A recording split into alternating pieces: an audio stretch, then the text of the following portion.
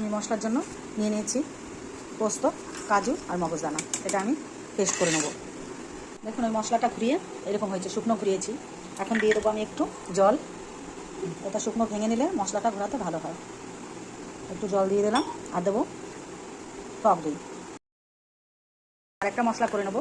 এখানে পেঁয়াজ, কাঁচা লঙ্কা আছে, আর দিয়ে দেবো আদা আর রসুন।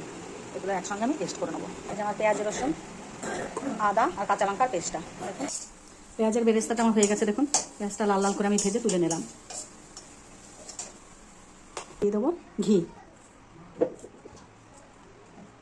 আজ আমি করব মৌরি চিকেন। মৌরিটা আমি আগে হালকা ভেজে নিয়েছি, সেটা শিলনোড়ায় ভালো করে পিষে নিয়েছি। খুব মিহি হবে না, হালকা গোটা থাকবে, সামান্য একটু দানা দানা থাকবে। সেটাই আজকে আপনাদের সঙ্গে শেয়ার করব।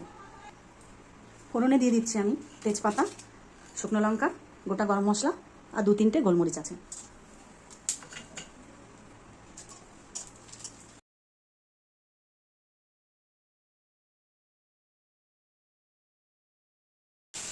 আমি কিন্তু চিকেনে তেল ব্যবহার করিনি।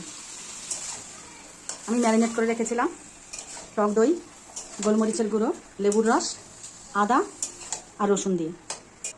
এটা আমি এখন ঢাকা দিয়ে দেবো। এখন আমি ঢাকনাটা খুলে নেব। এই মশলাটা আমি করে রেখেছিলাম, পেঁয়াজ, আদা, রসুন আর কাঁচা লঙ্কা, সেই পেস্টটা দিয়ে দিচ্ছি। দেবো স্বাদ মতো চিনি। এখন দেবো আমি লাল লঙ্কার গুঁড়ো। এটাতে আমি হলুদ ব্যবহার করব না। এই যে এতে দই মশলাটা আছে তো, ওর মধ্যে দিয়ে দিলাম। ঢাকনাটা খুলে নিই। এখন দিয়ে দেবো আমি কাজু, মগজদানা, পোস্ত আর টক দইয়ের যে পেস্টটা করেছিলাম, সেই পেস্টটা। দেখুন এই পেস্টটা দিয়ে দেবো। কিন্তু এটাতে কোনো জিরে, ধনে এসব ব্যবহার করিনি। ঢাকনাটা খুলে দিলাম। বললাম আমি একটু আলু ভেজে রেখেছি, সেটা আমি দিয়ে দেবো এখন।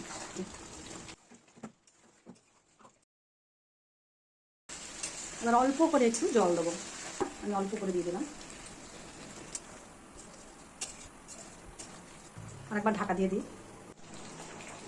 দিয়ে দিলাম আমি 5 চামচ মৌরিটা দেবো। আমি আগে একটু দিয়েছি গরম মশলাটা। দেবো পেঁয়াজের বেরেস্তা। এটা এখন আমি দিয়ে দেবো। এই ছিল আজকে আমার মৌরি চিকেন। আপনারা ওইভাবে করে খেয়ে দেখবেন, দারুণ লাগে কিন্তু খেতে।